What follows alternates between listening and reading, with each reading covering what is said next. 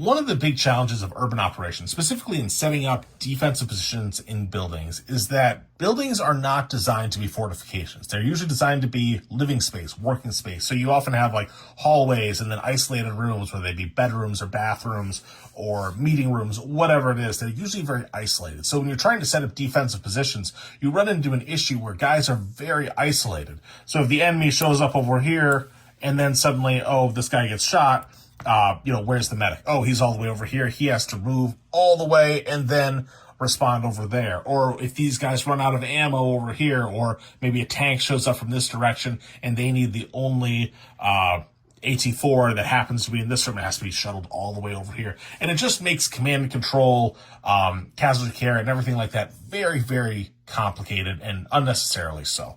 So what we can do is a technique called mouseholing.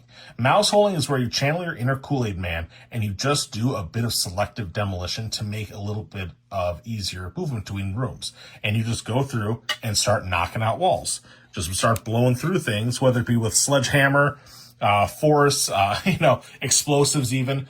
And by opening up areas, blowing little holes in walls, in access points, suddenly you can move stuff around a lot easier. And you actually have access to the whole building and you're not isolated in individual fighting positions like that. Now, this is something that may be easier or harder depending on where you're at. If you're in like old Europe where you've got a lot of like stone buildings, a lot of cobblestone, you may be needing sledgehammers and explosives to be knocking these holes through the walls. Whereas if you're in, more modern Western areas that have, it's basically stick built, you're just trying to hammer through drywall and 2x4s, it may be a bit easier to just, find some bludgeoning equipment and just start hammering through. Just be cognizant of where the water pipes are, where the electric is, so you don't create problems that you can't fix because, you're not equipped to do that.